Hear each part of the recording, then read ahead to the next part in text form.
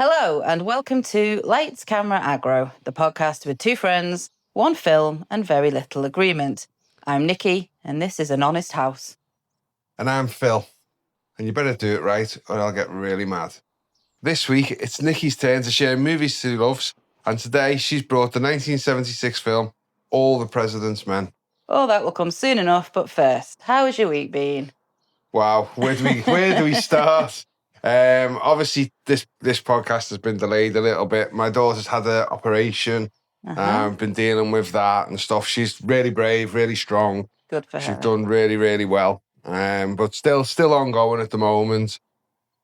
At the end of the football season, so I've appeared on podcasts. Did you see me on the Crystal Palace podcast? Yeah. So you pop up. Yeah, that was a very, very last minute thing. Mm-hmm. Ellie messaged me.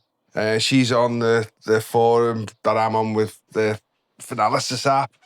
And she said, are you free? I said, well, I've got half an hour after work tomorrow before I go and see my daughter. So we squoze it in then.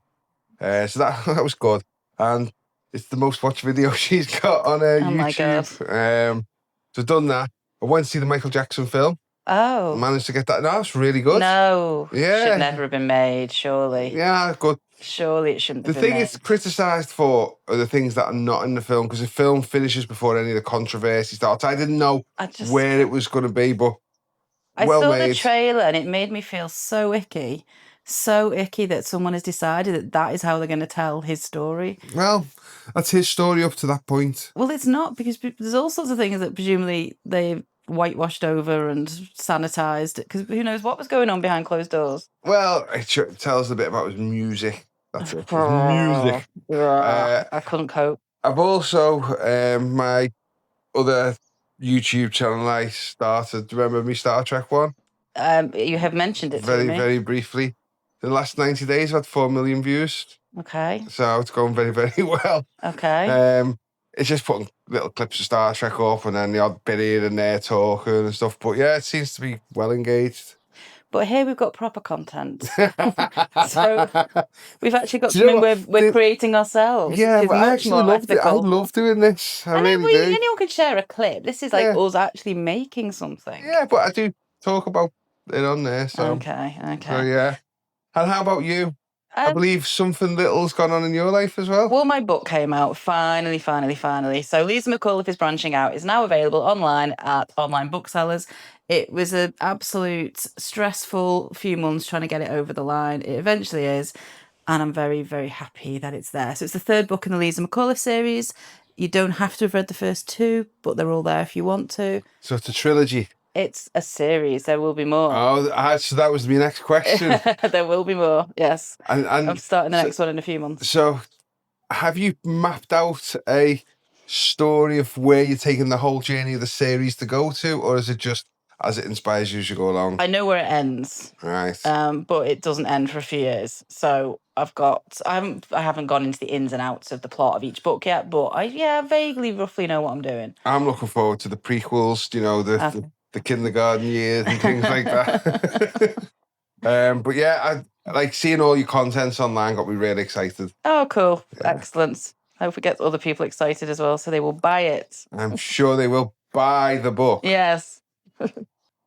So before we start, remember to drop us a like and subscribe and share your comments below. And don't forget, this is going to be full of spoilers. If you haven't seen All the President's Men, now is the time to pause the pod and come back when you're done. We'll be waiting. So, why did you choose All the President's Men, Nicky? Right. This is not like the other films I've brought to the podcast, because usually I've watched them often at Christmas, often in times of happy childhood teenage years, and they remind me of, I don't know, my youth or something. This, I don't even remember when I first watched it. Probably in my 20s. Don't remember feeling amazing things about it the first time I watched it, but this is something that I've returned to time and time again, and I probably watch it once a year now, and I feel like a real need to watch it once a year, and I've grown to love it over time, and I really do love it. The reason I initially brought it for this pod is because when we were talking about the films for this series, Robert Redford had just died. So it's going back to like last November, I think, October, November. And all I knew was everyone was talking about Butch Cassidy and the Sundance Kid, or All the Marvel movies he's in. is he? Yeah, he's in Marvel. Oh, well, no one was talking about that. You're not surprised to hear. They were talking about his other ones. But, his work on the Sundance Festival and his founding of that and all of these great things. And all I wanted to do was watch All the President's Men. That is what absolutely roots me to him and his work. And I really, really like this film. It's based on the book by Bob Woodward and Carl Bernstein. And I have read the book, but only a long time after I'd seen the film many times. So the book is it's pretty faithful, so it does feel like it is historically accurate. Obviously, Hollywood has got involved, but it's historically an accurate tale of the Washington Post reporting of Watergate. But I just find possibly more and more as real life politics gets ickier and murkier and grimmer, I feel drawn to watch this more and more again, just to show how good people with good intentions, working hard, can ultimately, eventually, after lots of diligence, sort of get to the truth. That's what I think is what drags me back every time. Yeah. What about you? Have you ever seen it before this? First time I'd seen it. Well, I've seen it several times now because we obviously had to delay the podcast a little bit, so refresh my mind. This feels like, to me, the first time watching it, it feels like a prequel to one of my favourite films, Spotlight. I know, Spotlight's going to come up a lot in this chat, I think. Yeah, I knew it would. Without a doubt. I was watching it that first time, I was like, they've copied Spotlight, but obviously way before Spotlight. Yeah. But the vibe is exactly the same. Obviously, when they made Spotlight, they've used this film as a template. Oh, absolutely. That was referenced a lot at the time in reviews, definitely. I mean, this film could have used a little bit more of Mark Ruffalo going off, They knew, and they didn't tell us. But, yeah, first time seeing it. I knew about the Watergate scandal, but I didn't know about it in depth. Okay. I just knew Nixon had to resign. I knew it was over Watergate, but I didn't know what Watergate was. Interesting. So this was great to watch for me, seeing all this. With maybe a slight little spoiler towards the end. But no, that's I think I didn't know, much about it. I'm not big on American history of politics and stuff. Obviously, as you just mentioned now, the murky times at the moment, we all have to take a big interest in what's happening over there and what's happening over here, because I feel like it's kind of filtering across a little bit, but we'll get into that later on. We've got our own little tribute act over here, haven't we? Yeah. Okay, so I'm not... how can I start this? If I went through every single bit of this plot, it would be a very dry pod. It would, then it'd be very long. It'd be very long. So I'm going to go in chronological order of sort of key things, really. But I don't think we can go through every single tiny thing because it's a lot. They pack a lot into the 2 hours, 12 minutes or whatever it is. 2 hours 18. Oh, is it? Yeah. You counted every one of those minutes. No, it just says here on the sheet.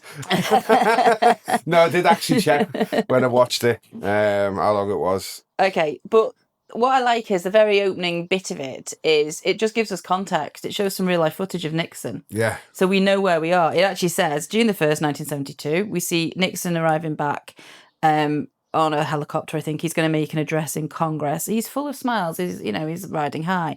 What I like, and they do at the end as well, is when they show it's June the 1st, 1972, the date is typed with typewriter keys. With sounds of gunshots with each one. It's really effective. It's like the power of the written word. It's beautiful. And they do it at the end with the final bit as well.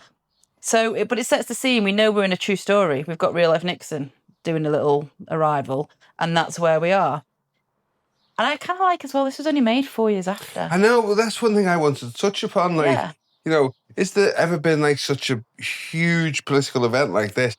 And a movie made so quickly afterwards. Well, off the top of my head, do you remember when they made Kenneth Branagh was Boris Johnson in the COVID kind of? I mean, that was quite soon after. But that was more like a TV drama, it wasn't like major Hollywood production. And it was made before we even knew the end of it, I think, as well. I think by the time it came out, I don't know if Johnson had resigned by then, but there was definitely a kind of, you didn't even get to the bit where bigger things have happened. Do you know what I mean?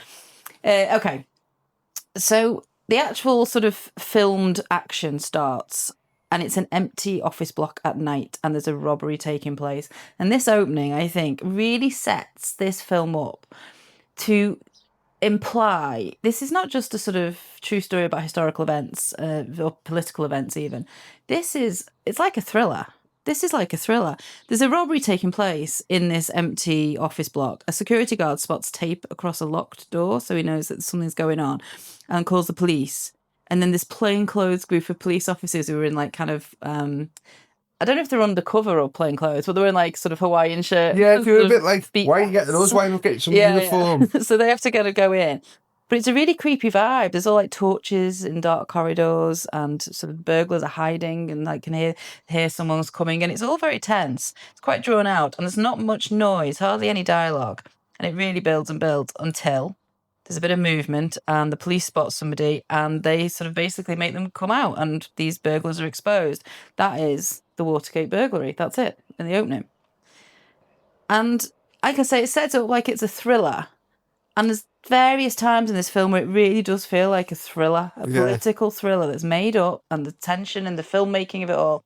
And I just love those moments. The to and froing from, I'll put it as good versus evil in this, you know, like obviously the bad guys in this, obviously real life bad guys who were trying to trip them up along the way and make them disbelieve the story.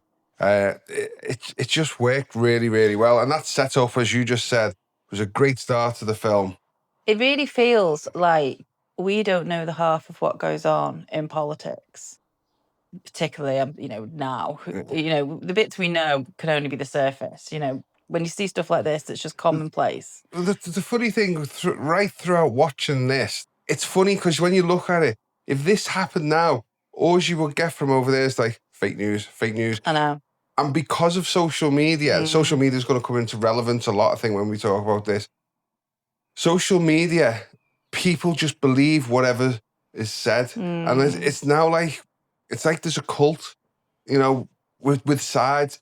If the red side that says this, it's, obviously that's fake. If the blue side say that, that's fake. And there's a lot of that where this, I quite liked the era of what this was set in, because once it was in the newspaper, you made your own mind up. Then it wasn't pumped at you through social media. It definitely shows the importance of independent news, as opposed to a billionaire owning you and paying good for donating to a political party and all that stuff. So, Bob Woodward is played by Robert Redford. I would say, without wanting to objectify, Robert Redford is one of the most beautiful men in the world, and he is just beautiful in this because of his actions and the personality of Bob Woodward as much as anything else. But I love how invested Robert Redford was in getting this film made. Yeah. He's not just acting in it, he's part of the whole thing. Anyway, he's a reporter on the Washington Post, and he gets sent to court, very normal, run-of-the-mill, boring stuff, to cover the court hearing of these burglars who have been found in this building. And he really quickly gets the sense that something is not right because, as is described, a country club type lawyer has turned up to deal with them rather than just this normal run-of-the-mill court guy, solicitor. So they've got their own counsel, which Robert Redford doesn't understand why that would be.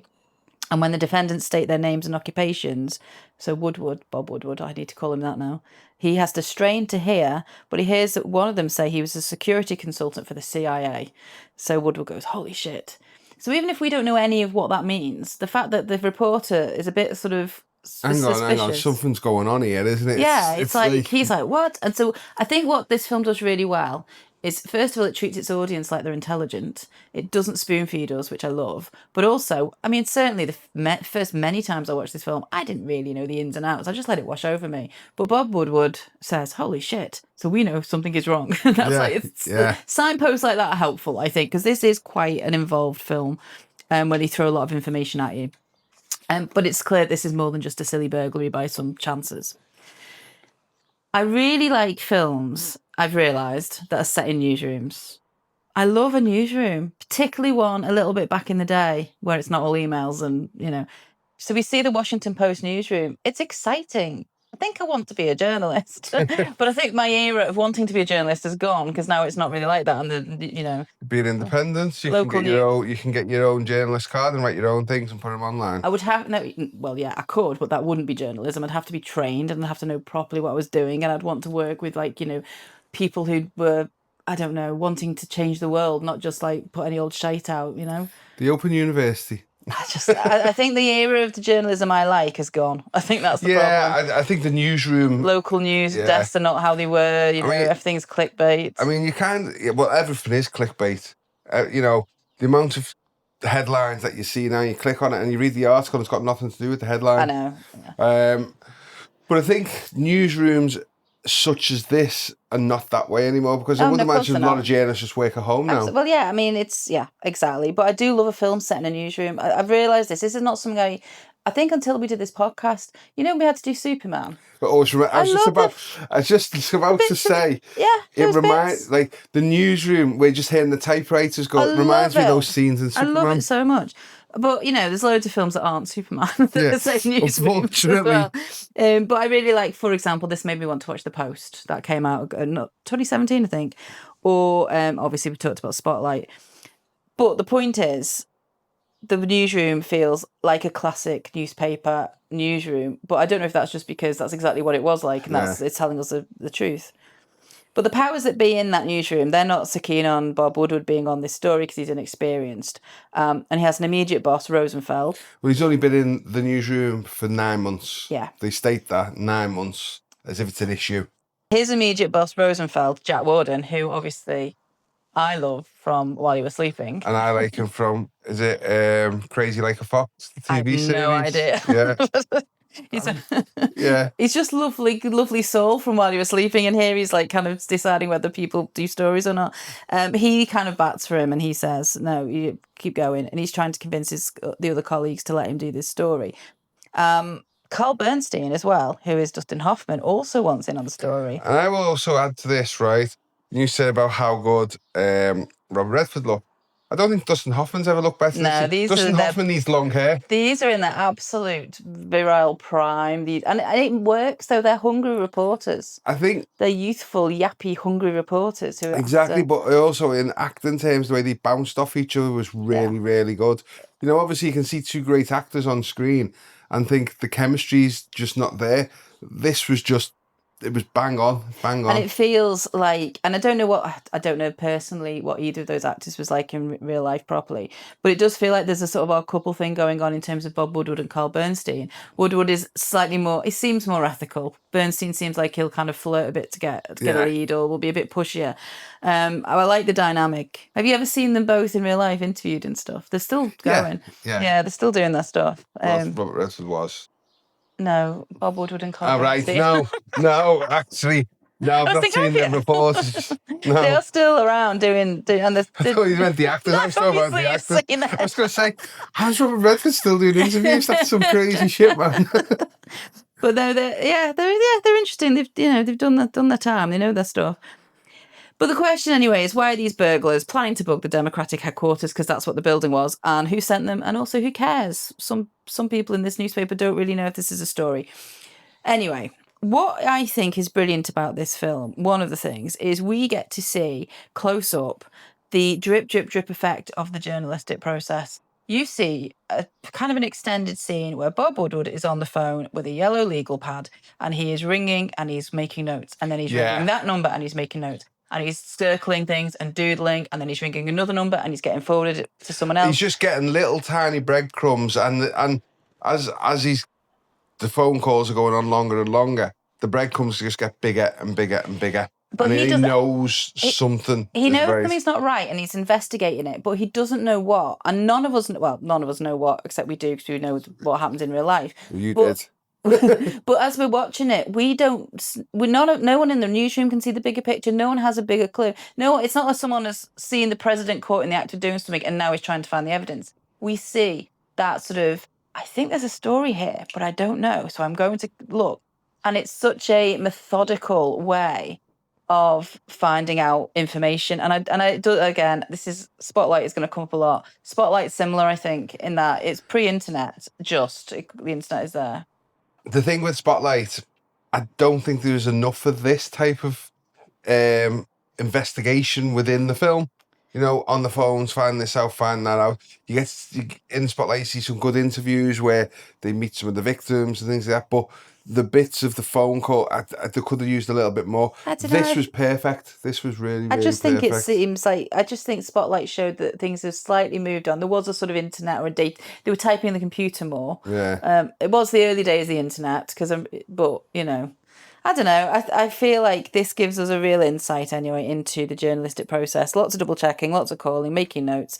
And I find it really comforting seeing those details, that good people will fix things eventually, and it will take a long time and they'll have to battle the powers that be. So this is now considered to be a story, and it's risen up the ranks. It's no longer a police story. It's now Rosenfeld and Simmons, who are the two senior journalists. They are debating in the office whether or not Woodward should have it. He's just keeping typing because that's what he's been told to do until he's taken off it. And he's at his desk typing away. And there's this scene where every time Woodward types up a section, he puts it in the out tray. And then he watches Bernstein walk over, take it, and move back to his desk and carry on typing it. And when it was interesting. That I was like, I like the way they're kind of put together at this point. Yeah. And when he confronts him, he says he's polishing it. And then after reading Bernstein's copy, Woodward agrees that it's better. So at this point, but I don't like the way you did it. Yeah. And I thought that was interesting, that because it didn't show that they're just two good mates working together and stuff. No, they're not two friends people particularly. at the opposite ends trying to make the story better. So at that point, Rosenfeld comes out of his office and says, they're both on the story and don't fuck it up. Yeah. But this is the thing. I think the way it was all done is like, if this fucked up, it was on them two. Absolutely. At this point, definitely. Yeah.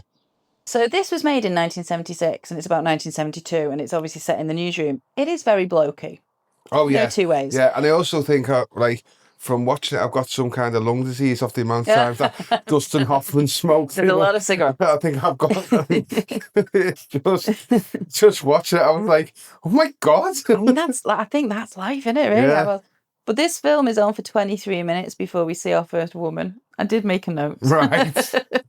And it's someone. There's women in this film. It's someone that used to work for Coulson. Who Yes. was Yeah. White And House they're asking for, was it security detail? I can't remember. Yeah, something like that. We see both Woodward and Bernstein talk to her, and Bernstein flirts with her, and he is a bit icky when he's doing this. He's obviously he's not trying to have sex with her. He's trying to get the information.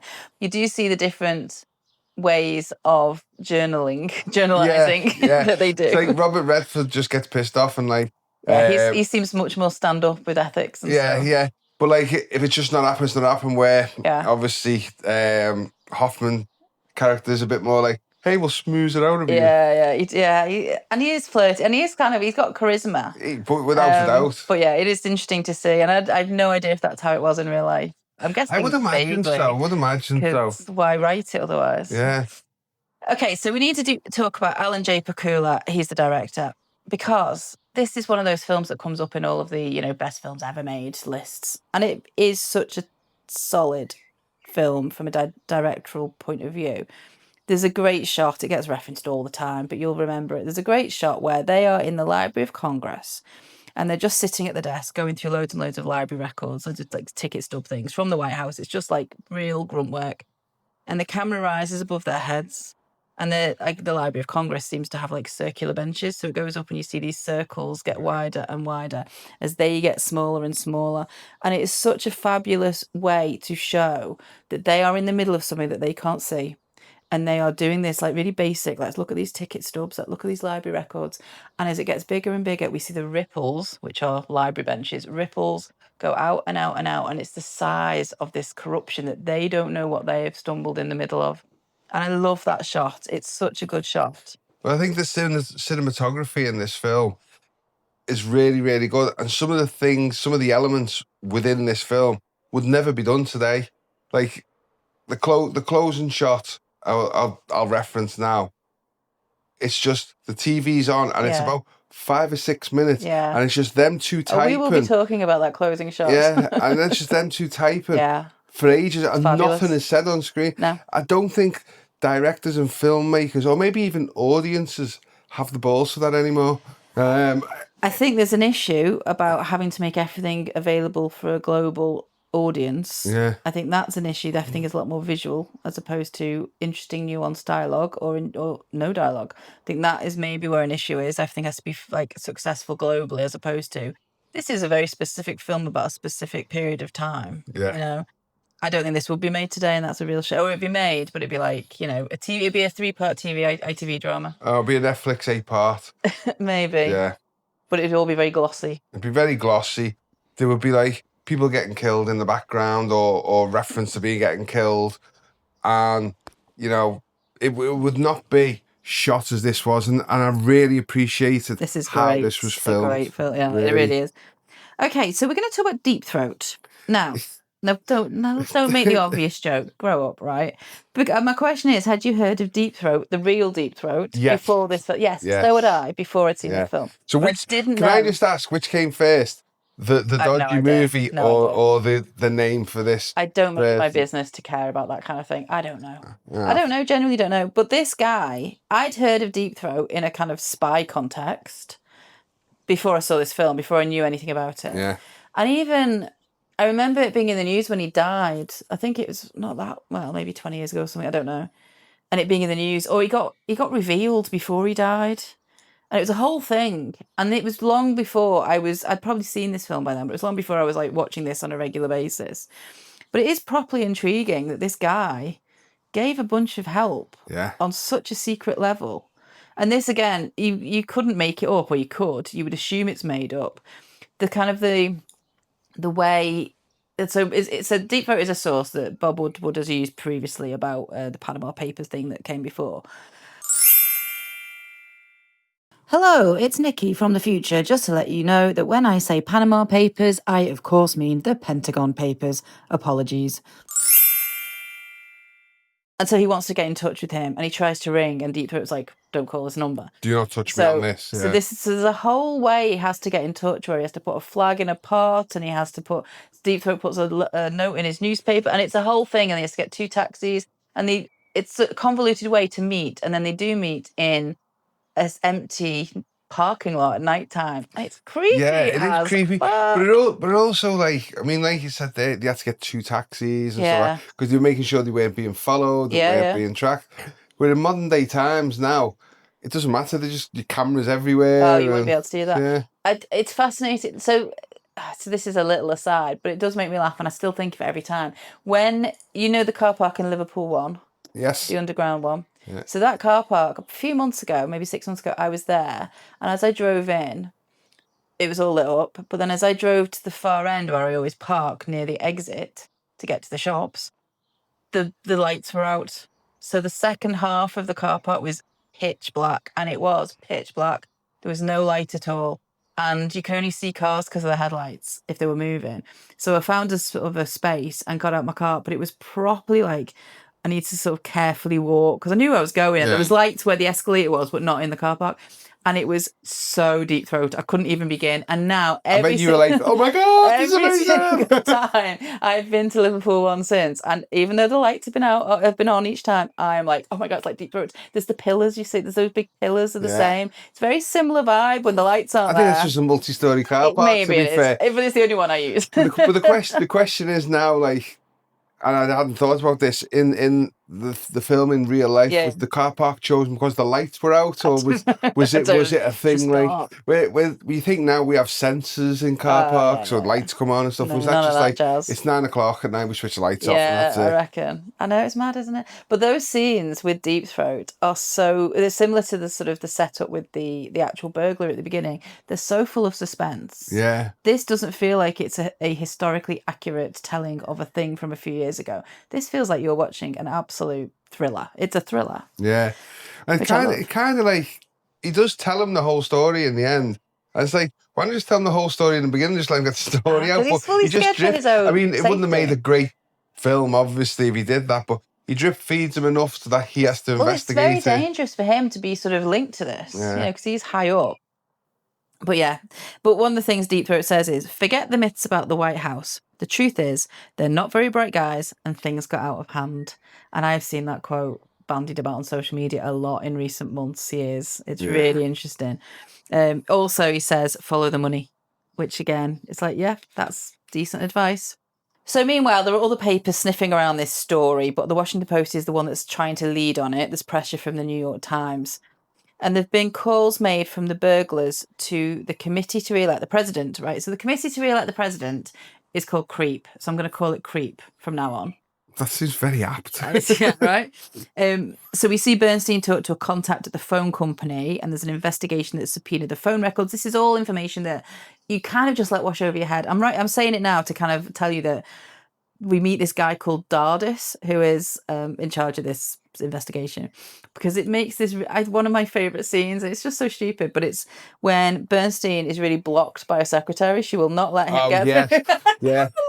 And then She's boss. Hello, can you come to get the record, please? And I was like, that's Dustin Hoffman's She voice. makes me laugh. So it's like he's like, oh, it must be hard when people make appointments. They don't say, well, we try to do the best we can. Yeah. I just love I thought it. she was great. She's but I boss. didn't make the appointment. He did and stuff. She just, I love that scene. There's no real reason to share about it. But then shock horror when he walked into the room, it was Ned Beatty. I was like, oh my God, Ned Beatty from Superman. Oh, okay. Yes, and other films. Yeah. Toy Story. And other films. He gets in to see this guy and whatever. But I love that scene with the secretary. I also read that is one of the only fictional scenes for the film. Right. It didn't happen. I don't know if Dardis didn't exist or whether he did, but that secretary scene. Maybe the secretary didn't exist. And I don't know. It's a good scene though. I enjoy it every time. It lightens up the mood because yes, it's very, very, very serious. Like one of the issues I have with like a lot of modern films. And this does this particular. A lot of modern films always try and inject a tiny bit of humour in somewhere, where this like wholly serious and like obviously that secretary scene, it can be seen very comical, but it can also see very frustrating the process. Yeah, it's another barrier that they have to get through. But just totally serious all the way through, and I really enjoyed that element of it because I do think modern films, as you just said before, they try to cater for everybody. Yeah. You can have a really, really strong political thriller and they'll still inject humour in it somewhere. They'll try and inject romance in it somewhere and stuff, where this was just on the ball all the way through. Yeah, I agree. There's a sort of break, the first break in the story that they get a bit of help, and it's the chain of evidence is continuing. One thing's leading to another. One chat gives another name that gives another bit of a revelation. So they're constantly trying to link the Watergate burglary with the White House because people involved seem to be linked to the White House, and it seems there are possible links to CREEP. So Bernstein rings CREEP, and they can't explain how a donation to them ended up in the bank account of one of the burglars. But the source, Dahlberg, rings back after thinking about it, and he says he gave his check to Morris Stans, who is the head of finance for Nixon. So this is a big deal. There's a potential link between the White House and Watergate. And so they managed to write that up and they make it to the front page. But it's a tiny little article below the line, below the fold. But it's there. It's the first bit they've got. This is not some big, massive, exclusive, breaking story, huge, front page banners. This is just a tiny little thing. Because still, it seems it's only Woodward and Bernstein that feel like they've got something and they're trying to get hold of it. The people around, the editorial people in the rest of the paper aren't that convinced, because we see an editorial meeting with all the department heads, again replicated in Spotlight. When you sort of Metro, and it's like it's the same sort of vibe. It's a very jocular, blokey meeting. My question, as always, is where are the women? But they're discussing the current stories being written for that paper, and after lots of other things, Woodward and Bernstein's story gets mentioned, and the general consensus is it's small potatoes. There's not much there. Ben Bradley, who is the big cheese editor who we meet, he, at the end of the meeting, asks a colleague, okay, how dangerous do you think this story is? And his colleague basically says, pretty dangerous, because he doesn't believe it. It doesn't make sense. The story doesn't make sense. Why would the Republicans do this? Why would they break into the Democratic headquarters? So there's a lot of doubt about this from everywhere else, but they're still cracking on. And Ben Bradley is still supportive-ish, keep going, get more, see what you can do. But he's tough on them. He hears about the financial stuff going on at CREEP and he's not impressed. He says, where's the goddamn story? So that's not even enough for the paper. Woodward explains the money is the story, but Bradley's not convinced. So we see more ways that Woodward and Bernstein, use, more journalistic methods that they use, and again, I still think this is Bernstein more than Woodward, puts on a bit of pressure on one of their female colleagues. Yeah. No surprise. There's a woman called Kay Eddy who works in the newsroom, and she used to see someone who worked at Creep. And so Bernstein does his flirty little trick to try and pressure her to get a list of Creep employees. Woodward is a lot more respectful. He still wants the same information, but he's like, don't worry, forget it. It's fine if you don't want to. Because it's really like grim having to ask someone. You used to go out with this guy. I think they're engaged. Can you get in touch with him, please, and find out all these people he works with? Anyway, she gets the names. She's not happy about it. He's basically just typing away, and then all of a sudden, you see a part of the female anatomy walk past. You know, it's her arm? No, it was a dress. Oh, what's right? Cool. And just the files put on her thing, and just walks off. She's furious, but she does it, you know. And again, it's more journalistic, investigative work where it's just tapping up who you know, isn't it? And doing everything you can and being a bit shoddy about it. It's not nice, but, you know, it's the story. But what I like about this bit, this feels like a real link to Spotlight for Spotlight lovers out there. We see them with this massive list of names, just names and numbers, phone extensions. And they methodically go through that list in exactly the same way that we see them go through in Spotlight the Catholic journals of all priests, and they just methodically go through each one. They're looking to see why priests have been moved. Yeah, but it's that sickness and it's that same real. This is dull. This is boring, but this is how we're going to get anywhere. You just have to go through. And I think that's what, nothing is sugar-coated about journalism. There's no big romantic kind of dashing, oh, it's so easy, we just get a tip off and then we go and have a lunch. This is hard work. Yeah. And it's constantly chasing down details. And you see the phone calls as well in this where they're ringing up to speak to, I think it's Howard. Howard Hunt? Yeah. And then, no, he's out in the office of, and they're like, hang on, why is he in that office? Yeah. And then they, like, there's moments where they get through on phone calls where you can see they're like, are we actually speaking to this person, you know? But people are frightened because this is getting closer now. So there's one scene where it's a woman who works at Creep and she's really friendly on the doorstep when they first chat to her. And she's seen shredding going on at the office, but she doesn't really know what it's about. And she even laughs about how one night during the shredding, John Mitchell turned up, hidden by a raincoat, and she makes a joke about how it sort of was funny that it was over his head. In the car afterwards, Woodward, they don't get any more than that. So Woodward's like, we're done. This is nothing here. We can't do anything. And Bernstein's like, no, we're going to go back to that woman. And when they go back to her doorstep, she's frightened. There's been a change. Someone rung her, someone got to her. And she's like, please leave before they see you. Yeah. She's creepy. Yeah. There's another one in this with a phone call where they speak to a woman and she's like, yeah, he was here and the stuff. And then all of a sudden it's like, no, I don't know what you're talking about. I never said librarian. that. Yeah, I never said that. Yes. And they never did this. Yeah. And then somebody else calls and that phone call never happened. Yeah. And it's just like, wow, this really happened. And it reeks of conspiracy at that point, doesn't it? It's not just like someone's mistaken or a bit vague. That reeks of conspiracy. This is such a love letter to journalism, this film. It really does just show the reality, I guess. And I'm guessing it's reality because I don't know for sure. But it feels like it doesn't sugarcoat anything. Well, I think like in terms of integrity, this would be exactly how it would have to be. Otherwise, they would have got sued, the film. Yeah, I mean, and it's based on the book that they wrote. So that, I guess, is all factual. But I like the way that you see how both of the journalists are constantly doubting themselves, doubting whether this is a story, not knowing if they're wasting their time. Is it just a wild goose chase? Are they making something out of nothing? It's that constant self-doubt as well as, like, you know, not knowing if they've stumbled on a massive thing. They have another breakthrough though, and again, it's not like a quick thing. It's a slow burn. This Bernstein knocks on the door of the bookkeeper, and she's hiding behind it as her sister opens it. But she's very hesitant to sort of get involved. And Bernstein, again, does this kind of, hi, have you got a coffee? Can I borrow a cigarette? And sits himself down without really being invited. She's scared and she knows she's being watched. But she shares details about the money and who might have known what it was being used for. And there's that line where she's obviously scared, but also furious. And because this is not what she doesn't want to be involved in this. And she says, if you could get John Mitchell, that would be beautiful. And she's just, get the lot of them, the bastards. And again, this is like their little way in. It's a really quiet, long, intense scene. Bernstein's talking and asking her questions, but he's really wanting her to speak and open up. And she says a few things, but very sort of one-word answers. He's trying to get information and confirmation about who was involved. He starts asking about initials, so she doesn't have to say the whole name. She's really scared, and she's just reduced to like tiny head nods. It's a really long, drawn-out, tense scene.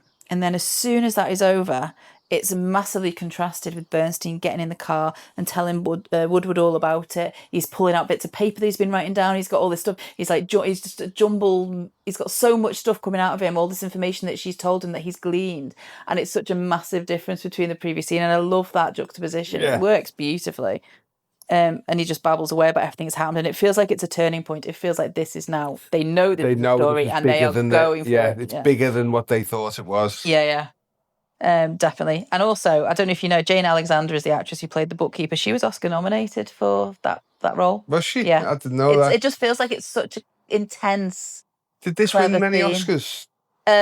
Jason Robards won Best Supporting. Right. I know that. I think it was nominated for a bunch of stuff. We go to the initial publication of the story, the big story. It's still very frustrating though, and Ben Bradley is losing his shit. God damn it, when is someone going to go on the record in this story? He said, you guys are about to write a story that says the former AG of this country is a crook. Just make sure you get it right. Yes. And it's so much at stake. So much at stake.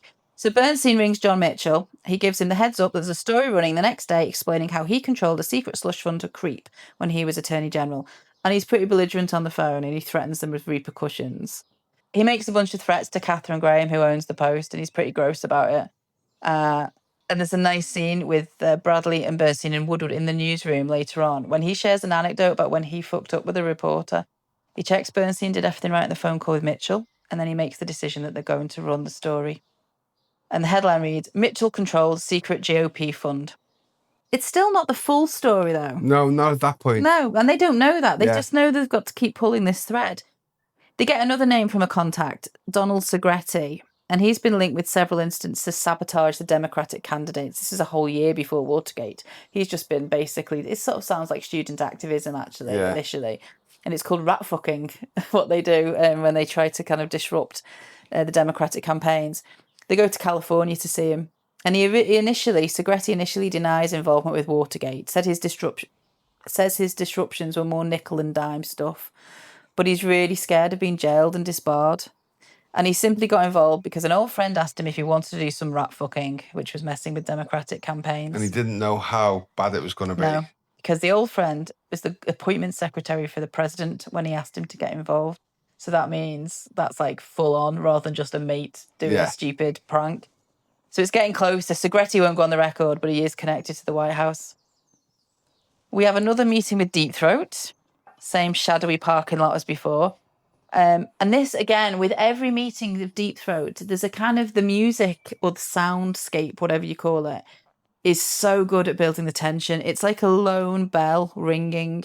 When you're seeing Robert Redford going from taxi to go and find him, it's nighttime, he's walking through empty streets, he turns up at the parking lot, this lone bell just rings, and it's like, it's every few seconds, it's like a death knell.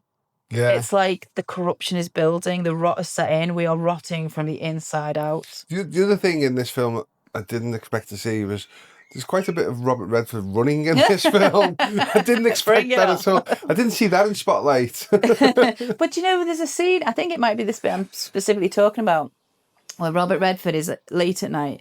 I think he's either just been to, he's on his way home after seeing Deep Throat, and he's running, but he's walking faster and faster and faster, and he thinks someone's behind him, and he stops and he keeps looking and looks. Yeah. And I'm sure that's replicated in Spotlight, where someone thinks they're being followed. Yeah, that was actually pretty scary, because the way the music built up, the scenes tense and stuff, because you know they're being watched. There's a couple of scenes I picked up on where he was sat in like a park, I think, at one point, and he's talking to somebody.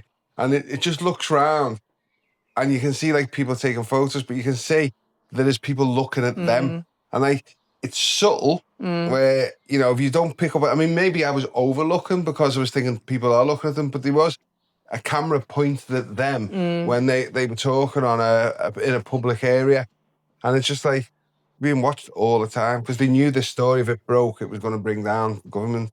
And all that stuff as well. This reminds me, similar era of film, 1970s. Of do you ever see The Conversation with Gene Hackman? No. It's tapping. It's wiretapping and listening in and spy stuff, but it's very similar vibe. You know, just I don't know. It must just be the era as well. Just helps with that.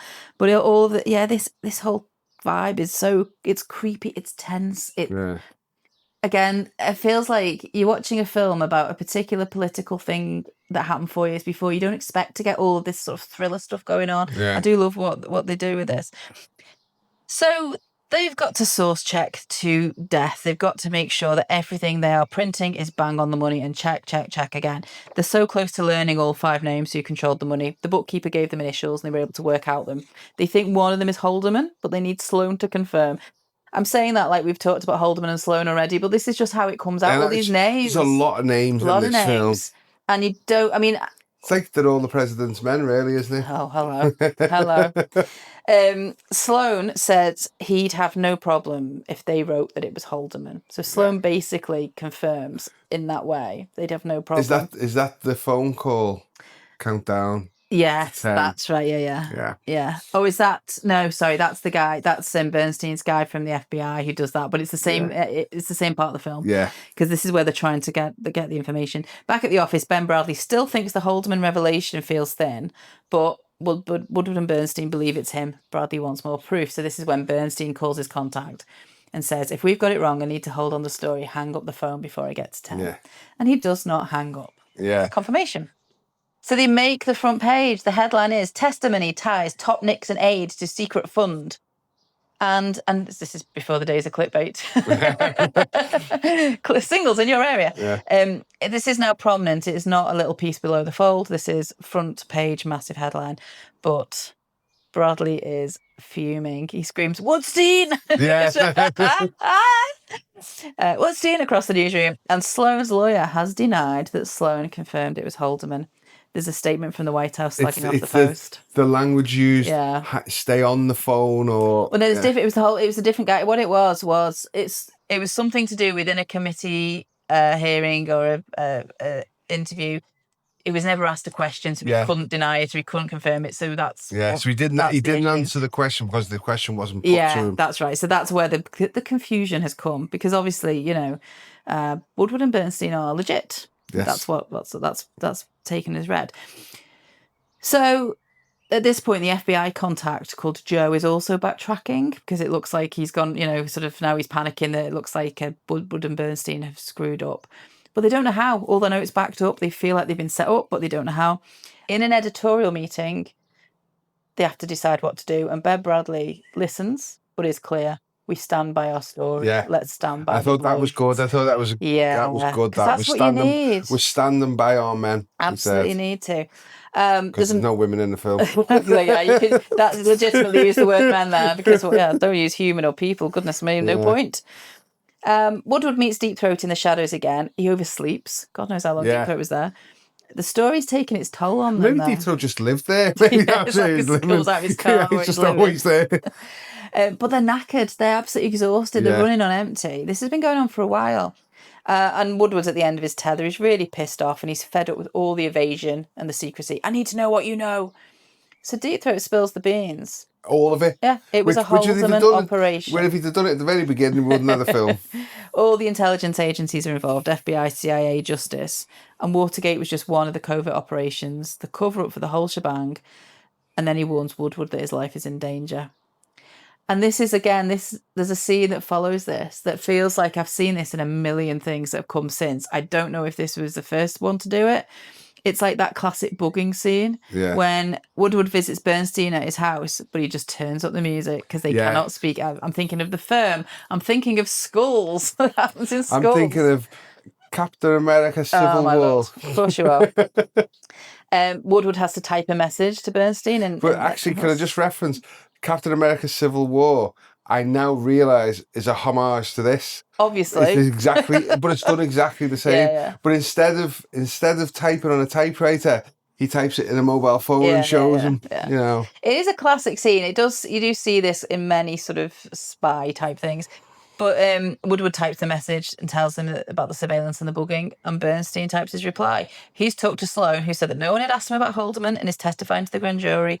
He wanted to, but they didn't ask, and so their story was right. So they're vindicated. They know that the self-doubt can go, even though they've still got to sort of convince other people. So they wake Ben Bradley at home, and they tell him, and they have to be in the garden because of the potential bugging. So he says, go home, refresh, and then get their asses back into gear. He says, you look really tired, go home, get a bath for 15 minutes, and then get back in that newsroom. And isn't that like when Marty Barron in Spotlight says, you've earned it, have a minute, but then come back. It's just, I love it. This is what he says, nothing's riding on this except the First Amendment, the Constitution, freedom of the press, and maybe the future of the country. I know, I thought that was a great line. That was going to be my intro to the podcast where we say our line, but I didn't want to mess it up, so I didn't say it. Oh my God. You've got it written down. So at this point now, we get to the end. This is the ending, and the ending is so powerful. They have everything. They have their story. So we're back in the newsroom, and they're typing away. And in the background, they are busy. They're in the background. Yeah, they are busy, just not looking up, just clitter, clatter, clitter, clatter. Is that the right name for typing sound? One thing I will pick up on this, watch the typing of the typewriter. You can see none of them are clearly trained into how to do typewriter. The one finger typing. Oh, it's one finger, but it is, isn't it? Yeah, it's one finger typing in it, right? And you can see they're just clicking a lot of the same letters and stuff like that. Where obviously in more modern films now, they'll train how to use typewriters and keyboards and things. But it was quite comical watching them type. As someone who writes regularly, I would be so frustrated if I was trying to write with the speed that my brain thinks of my ideas with like one finger, or one on each hand finger. Madness. That's my only nitpick of the film. Okay. Well, it was just the one finger typing of these seasoned journalists. So they are typing in the background, but in the foreground, Nixon is being sworn in for a second time on the television. They keep typing. We hear that kind of noisy, clattery. It gets louder and louder. It gets louder and louder, like overwhelming us, telling us the truth. The camera pans slowly into the TV as Woodward and Bernstein continue to type in the background. So we hear Nixon taking the oath. This is like a real footage as well. Taking his oath about faithfully executing the office of President of the US. Meanwhile, the typing carries on and the story is being written. And so then it's a sort of an elongated scene then, and it's obviously juxtaposing Nixon's corruption and pomp against the diligence and commitment, and drudgery feels too long away. But, the hard work, the kind of laborious methods of having to type a whole thing out. And it's soundtracked by the gun salute coming from the inauguration. Yeah. And the sound of those gunshots merges with the typewriter sound. So the very last bit is we get words typed out, like we saw at the beginning, typed out on a blank white page, full screen now, of what happens next. Yeah. And there's a whole bunch of things. Hunt pleads guilty. Magruder pleads guilty. Cornback pleads guilty. Chapin pleads guilty. Porter gets 30 days in jail. Porter gets 30 jails. I can't speak. 30 days in jail, maybe. Porter gets 30 days in jail. Former Attorney General Klein D. enters a guilty plea. Colson pleads guilty. Stans admits guilt. Mitchell, Haldeman, Ehrlichman guilty on all counts. Tape show Nixon approved cover-up. Nixon resigns. Yeah. And the typewriter gunfire stops and the credits roll in silence. Yeah, I thought such a great end, right? The one thing I like about this end scene, and it's very comparable to Spotlight, there's no celebration of we've got the story and stuff. It just plays out, and I love that about this film and Spotlight. I think as well, I don't know, I'm not trying to compare news stories here of which is a worse story, but they're both grim stories. No one wants to have found this stuff out. Yeah. It's bad that these things have happened. So there's no sort of, punch in the air and like, we got it, Yeah. It's just the quiet satisfaction of, I've done my job well. And I just think this is brilliant. There's no medal ceremony like Star Wars. I just think this is the perfect way to end the film. It's very clever. I really like it.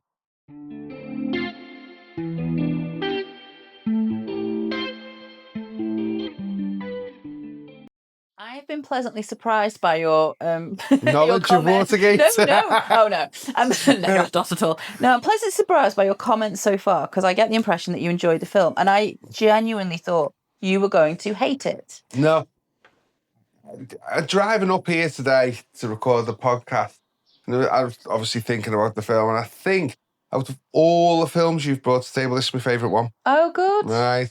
And What, not Peter's Friends? Well, do you know, right? I will say So- there's a better film than Peter's Friends. Oh, massively. And I was thinking of all the films you brought, well, what would be my second favourite? And I think it'd be Sound of Music. You love an old classic. I shot myself here. But yeah, I thought it was a really good film. And I'm shocked that you thought I wouldn't like this because you know I love Spotlight so much. Yeah, and I thought that was my hook in. Well, I thought you would find it dull because there is a lot of information thrown at you. And it's only until I sat down to make the notes for this initially that I actually paused it and made literal notes about who did what, where, when. Yeah. And my first set of notes for this podcast were like pages and pages and pages. And I realised there's no point saying that Ehrlichman says this and then they speak to Magruder and no point, because when I watch it, I don't take that stuff in. Well, I did. And you know, it's funny because like watching the film, I thought, thank fuck it wasn't me who brought this to the table now to try and explain this one. Because this is like a complex story. I could have done that, but it would be so dull to hear. Yeah. But the fact that let's say I've watched it, say, 30 times in my life, let's say. It was only when I came to sit down and watch it for this that I actually made sure I understood every single bit and why they were going to that scene and who would set them off on that path. The good thing is when you just watch it, you don't need to have followed every single thing. And I love how the filmmakers, Pakula, doesn't treat us like we're thick.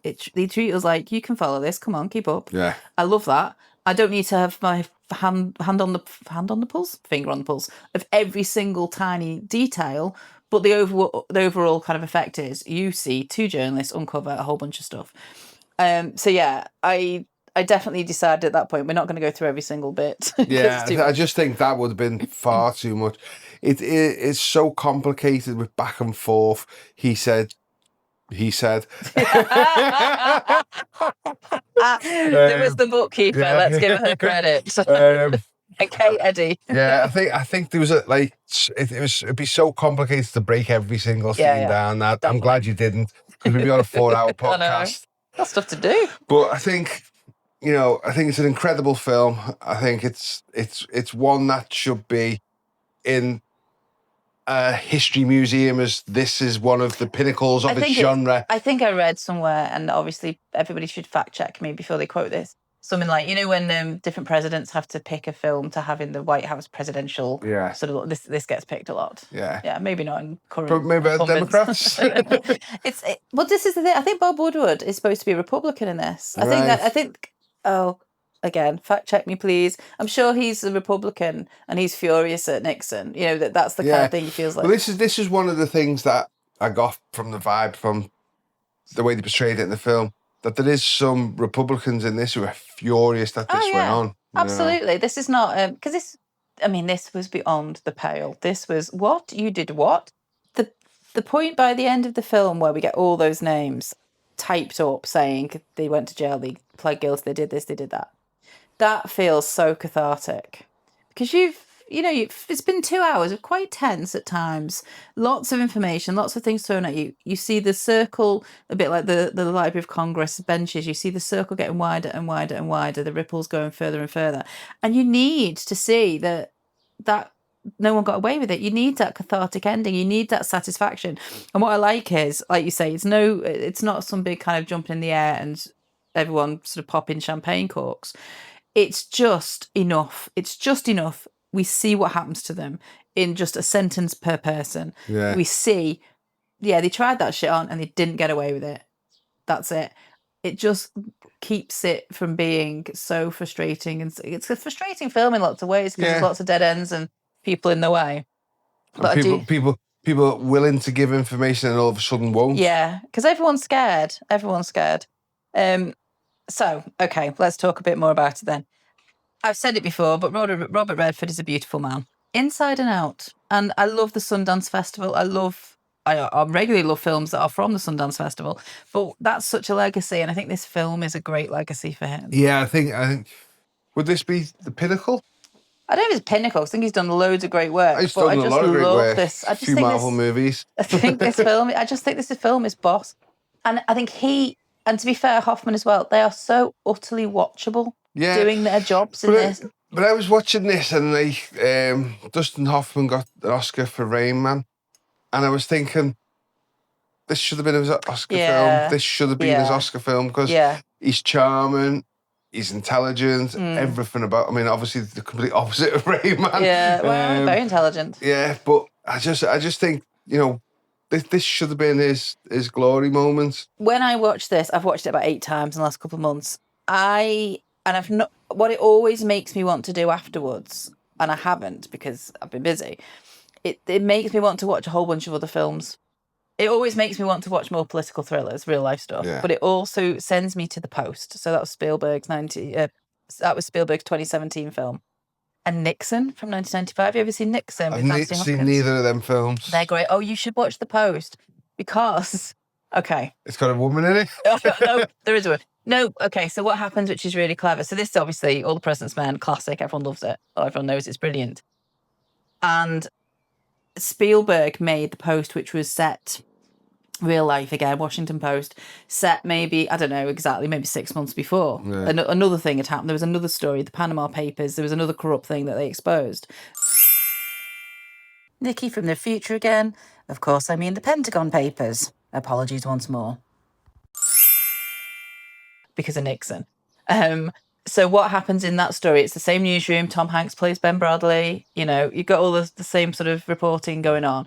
They break the story. You watch the film. You get the end of it. At the very end of the film, Spielberg ends with, I think you hear Nixon on tape. I think it might be true, saying, "I never want to hear about the Washington Post again." And then you see the opening shots of All the President's Men, the burglary. Right. You see that he puts that in the actual shot end. From the film, or reshot it. I don't know. So you can. That's a little bit of homework. I don't know. I can't remember. But he homages the fact that a few months later, the Washington Post is embroiled with Nixon again, and it's the beginning of that film. But it's just the last shot where you get the other thing. And I just thought that was a lovely nod. And anyway, I love The Post because it's just another great political thriller. But you should watch it because if you enjoy this, I think you'll find a lot to like in that. Yeah, I'll have a look at that at some point. The thing I want to touch upon this, I did mention it earlier in the pod, is like how good this was as a time to not have social media, to not have, like bots trying to push things out, AI slop. Yeah, and I just think you only have to go on to like an app like TikTok and you see political thing go up, and it'll be something I agree with politically, right? But then you look in the comments underneath and you just see the crap underneath in the comments, and it's just like this time's changed. This time was much better for political stuff. Now, don't get me wrong, when I say better, it obviously brought down a president. But I just feel like the way people were politically engaged is different to now. And I think now it's like people don't want to have a conversation and just say you're wrong. If me and you disagree politically, which obviously we don't, back in that day, we'd have a conversation about why do you think that and why do you think this? Where now, it's just like trolling. Now, that's what happens. There's more trolling in the world than there is conversations and things.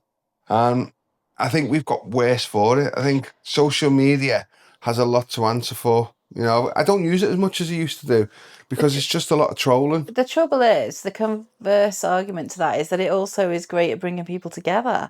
Now, you don't want bad people to be brought together. Yeah. But it's great for people who are isolated in their communities who may feel like they don't fit in. The social media. Yeah. I worry about the proposed ban for under 16s. Yeah. I get completely why social media. I'm glad I didn't have social media when I was 16 or under. I'm really glad I didn't. I'm glad the world didn't. But I do think that there were people who were really isolated who I knew who would have really enjoyed or benefited from finding like-minded people online. Yeah, I do get that. And there is the positive. You do get some positive stories. Like, I will quote a positive story, which I shared on Instagram. And then I think on one of your social media posts, I'd seen you'd done it earlier as well. about the banning of a pride march up in yeah. Durham, Yeah. and the unions coming together and Yeah, raising more money. And I just thought it's great when you can see things like Yeah, that. it brings But I people looked together. underneath the comments, and then straight away it's like, well, we shouldn't be using public money for that But you anyway. know And what? like, You hang know on one what your second, first mistake is? hang on one second. So people going, we shouldn't be using public money for that, and actual businesses were commenting, going, no, when this happens, our money we take goes up, so it should be spent on that to help local businesses, and it goes back in through taxes and stuff. So it shows the disparity of the thick and the knowledgeable. I just think never look at the comments. And I never do, very rarely do, maybe I do sometimes, but very quickly I'll say, oh, the people who commented are ridiculous. End of. I don't need to see what they think. I've read a news story and I will judge the news story on whether, I'll make sure that it's sourced correctly. It's not a kind of random thing if I want to believe it. But yeah, I just don't read the comments. Don't ever read the comments. Just people take out the frustrations. But I just wonder if like social media had been about back in this day, how that would have been. I know it's. But I think also people were a bit more conservative as well back then. I mean, they've found this more problematic than they might. Some people might not find this problematic now. Yeah. Yeah, I agree with you. I think this would just be, today's. You look at what's happened, and I'm not going to name names or anything, but things that have happened in the current political climate are probably not even a patch on. No, I think this would just be one of many other things. This would just be a one-day story if it even made it to the. There are worse things that happen on a daily basis at the moment that you scroll past and go, oh, great. Yeah. Great. And then this was outrageous. It's fake news. This was outrageous at the time. This offended people's sense of right and wrong. Yeah. And I think morals were different back then. Even if you aligned yourself with a political party back then, it's like, no, I want you to do it properly. And obviously this was shocking. Yeah, so I don't think there'd been a president before it resigned. I don't think there's been one since. No. So it shows what a huge story this was.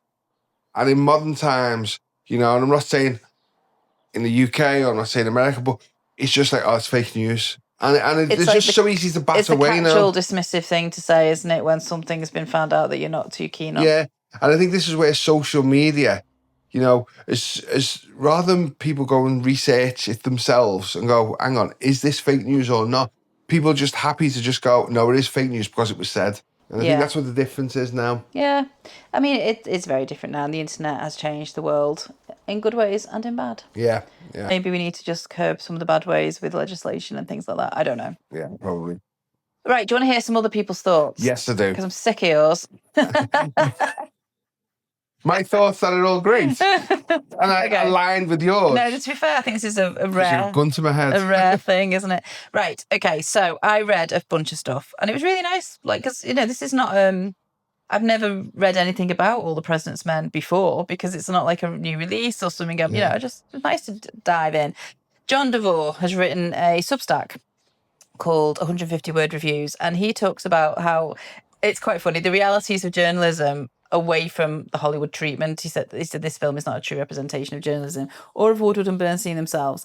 And he's not being too critical, but he's basically saying He's basically saying Redford and Hoffman were good-looking, charismatic, intense, but the real-life Woodward and Bernstein look like a couple of young dentists. That's not an insult. Most journalists are ordinary people. So he thinks it's a bit Hollywoodified by having sexy actors. I don't have an issue with that personally. He said instead of cops or flamboyant bank robbers, All the President's Men is an action movie with phones, not guns. That's interesting. I like it a lot. It's because the power of the written word with the gunshots as he type. I love that. And the thing referencing the fact that they're good-looking actors rather than and they are. dentists. Let's face it. They are. But the names that would bring people to the theatres. Yeah, of course. So. They're making a film. And then I read another thing, a medium.com piece by Syifa Abibi. William Goldman's script is tight as hell. It addresses the issue so realistically while brilliantly disguising it as a sophisticated detective thriller. He masterfully blends boring facts with mystery, constantly keeping us involved and never losing the story. Yeah. And it is a tough sell because it is really just names, calls, meetings, chats, calls. it's a tough thing to write to make you be really invested in, I think. And I wonder if someone had tried to write this pretty similar script, if it hadn't been a true story, would this have been made? And I don't think it would have been. Probably It's not. beautifully done. It's really well done, but it's the benefit of it being made because it's true. I think the thing with it is, if you wrote a script like this and it wasn't true, nobody would find it believable because it is very out there what happened. Yeah, maybe. The end of that article, though, Abibi says she really strongly urges people to research Watergate before watching the film because she thinks that basically you wouldn't get it. But was that needed? Did you follow it, basically? Obviously, because I'm hyper intelligent, Obviously. I followed it from the minute. But yeah, if I'd known more about Watergate, it would have been better. I did go and Google Watergate afterwards more.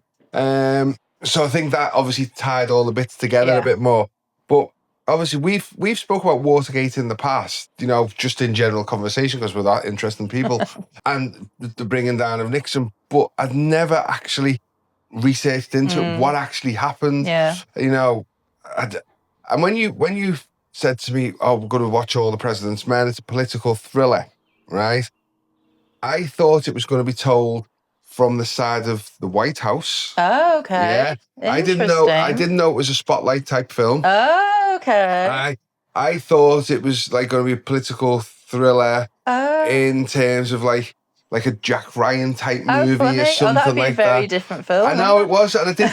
So what was nice, I didn't know what I was coming into. Oh, cool. And pleasantly surprised by the newsroom drama that we got. Oh, fab. That's funny. Yeah, I'd not even thought that would be how you would think, but yeah, good. Okay, you're going to love this shit, what I'm about to say. And I didn't know about this till I researched it. Okay, so this is a webpage called nofilmschool.com, and it's talking about a split diopter shot. Right, let me tell you about a split diopter shot in All the President's Men. This was written by Joe Light. So there was a pioneering camera shot that got used loads in this film, a split diopter. Can I guess what this is? Okay, I'm just going to tell you that Gordon Willis was the director of photography, but yes, you can. Okay. Go on. Is this where you got somebody in the foreground that's all blurred in the background? Well, no. Almost. You're almost right.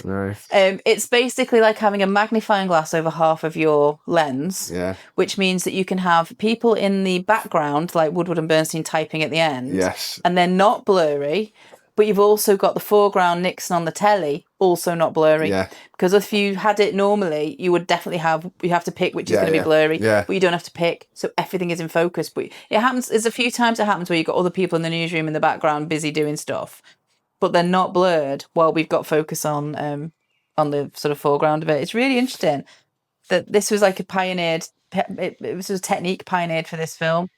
And there's loads of examples all the way through. It's good, isn't it? Yeah, it's really good. And I did like a lot of the shots where, as you say, like Redford or Hoffman were typing away and they're in focus and everything else in the shot is out of focus. And it was so cleverly done that way. It was like, you're just concentrating on them and doesn't matter what's going on in the background. Okay, but this is not what that was. A split diopter. I've not explained I'm not it saying properly. That. I know what you're saying. Everything is in shot. Everything is not blurred. Yeah. No, I just thought it was interesting because, like I said, I'd seen it a bunch of times and never really given any thought to that. And then the technical, I think that's what I like about reading about this film is the technical stuff was really spot on as well as like the actual storytelling. I'm usually all about the script, aren't I? I don't really care about technical stuff. Well, through daughter number one, she speaks to me about shots like this because she obviously filmmaker, and in her film that she handed to for the final university, what would you call it?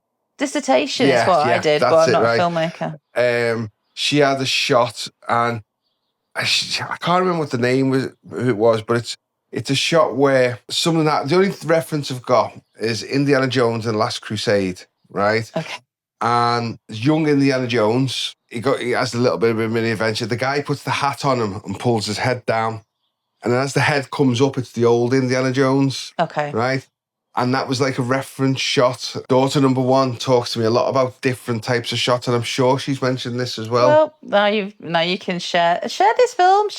I bet she's already seen this film. I bet this will be something that they studied in. I don't think she will have, to be honest. Not something that will get referenced in lectures. Possibly. Daughter number one likes a lot of films that I kind of like. We have a similar sort of taste. Now, she does veer off into other things that Harry Styles has been in.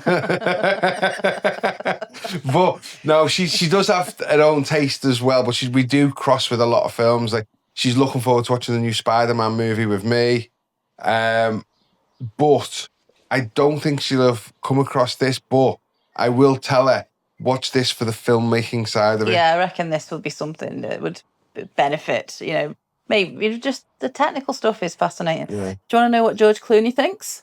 I would love to know what George Clooney thinks. Every podcast that we do, I think, I wonder what George Clooney would have thought of this film. In 2025, there was a Far Out magazine article, and he basically calls this cinematic perfection. He said, All the President's Men really is a perfect film, and the reason it's a perfect film is you start the movie knowing how it ends. We know that Woodward and Bernstein get the scoop and Nixon gets got, and you're chewing your fingernails off throughout the whole movie. That's true. Yeah. You do know how it ends, and yet you forget that completely as you're kind of in the midst of the investigation. And then to finally finish, and I did put this in for you because I know you love Spotlight, as do I, to be fair. This is a WordPress blog by Steve Buttry, and it's called Spotlight, A Generation Later, Echoes of All the President's Men. It's from 2024, and it's just a straight comparison, basically. And he makes a whole bunch of comments about what's similar, but just a few of them. So both films depicted interviews with people scared to talk about what they knew. Both movies depicted successful working of powerful sources with inside information. Both depicted the value of teamwork, including conflict and different personalities in successful reporting, both at the reporter and editor levels. Court records provided key information in both stories. Each film includes a riveting scene of a fearful reporter running in the dark. Yeah. That's quite specific. Yeah, there's more, like I said, there was more Robert Redford running than I anticipated in this movie. I would pay to see more of it. It's an interesting point. Now, you sometimes bring into the podcast now, Roger Ebert, what was his review? Do you know what? I didn't bother him with this one. I don't know. I can only assume. You thought it was cinematic perfection. I can only assume you would have loved it, yeah. I go to him when I'm struggling to find anything else. Because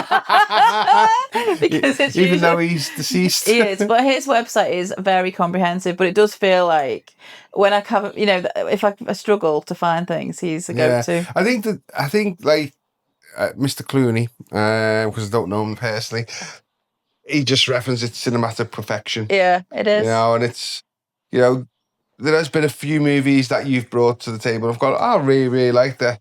But this, I think this is top bar. Head and shoulders in it, really. Yeah. Yeah. And I don't know whether that is because the story itself was a true story or it's just made well. I just think they don't make them like this anymore. I agree with that. I think a global market has spoiled it for everyone. And on that note...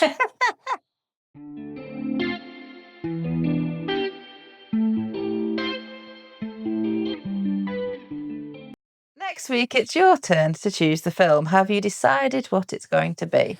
You have never seen this, but you definitely should have. Well, that could be many that you think anyway. Go on. You've referenced the great Tom Hanks before. Yeah. This is Toy Story. Okay. Yeah, okay. I have never seen it, and many, many people have told me that I would like it, despite the fact I don't have kids and don't care about kids' films. So I will accept that maybe it's not just a kids' film. But I've never seen it, so we'll see. But just remember, you've got a friend in me. Oh, for God's sake. If people want more, not that they would want more after that, where can they find you? They can find me on Toffees Arrows on YouTube, Trek Talk on YouTube, and TikTok, Phil Timon. And I'm at nickybond.com. Or you can look for the Lisa McAuliffe stories online. And I urge you to do so because there is a new one in the mix as of last week. And I urge you to do so as too. I wholeheartedly back her in this. Thanks for that. We'll see you next time. See you later. Bye.